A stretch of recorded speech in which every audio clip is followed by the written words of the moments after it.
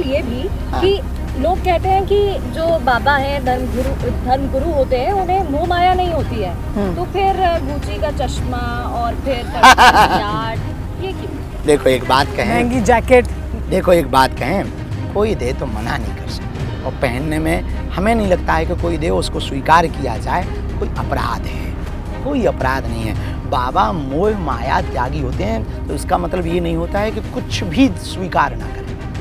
उनसे हमें मोह नहीं है, मिल गया तो ठीक, नहीं मिला तो भगवान की कृपा। अपेक्षा नहीं है, पर कोई रख जाए, अब आप आए, ये है गाड़ी महाराज जी बैठ चलो, तो ये चला रहे हैं। अब कल के दिन कोई कह दे वाह वाह वाह, वो वाली गाड़ी विंटेज गाड़ी चला रहे हो, विंटेज कार चला रहे हो। नहीं, लेकिन आज तो आपने घड़ी नहीं पहनी, उस पर तो फिलहाल तो घड़ी कभी पहनते ही नहीं। जब आप बिल्कुल यहाँ, मैं ये सवाल इसलिए हमने घड़ी कभी पहनी नहीं है। जब आप महंगे गैजेट्स के साथ नजर आए, या हम कहें कि अगर आपने चश्मा लगाया, तो उस पर सवाल क्यों उठा दिए जाते हैं? अच्छा, बस मैं इतना पूछ रही हूँ। बात ये है कि जैसे इस देश में नेता है, व्यक्ति है, डॉक्टर है, अधिकारी है, सबका अपना अपना एक जीवन है। नेताओं से कहा जाए आप निधि क्यों लेते, क्या छोड़ देंगे? नहीं छोड़ेंगे।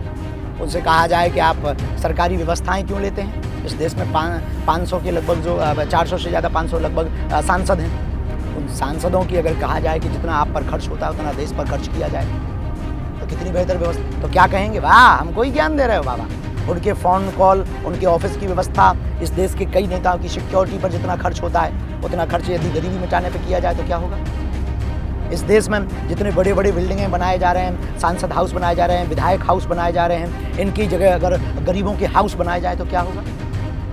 हमारे एक चश्मा पहन लेने से आपको आग लगती है, और आपने जो करोड़ों के महल बना रखे तो उसको अगर गरीबों अगर लगा देते तो क्या बिगड़ जाता?